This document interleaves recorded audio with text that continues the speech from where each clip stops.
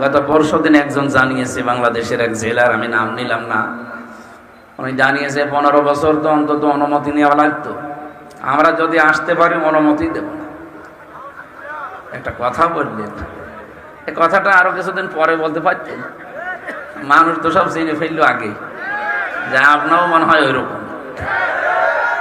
এইটা এখন বলা আপনার ঠিক হয়নি, আপনি ক্ষতি করে ফেললেন আপনার দলের। এটা বলবেন, আরো পরে বলবেন। কথা বোঝেন?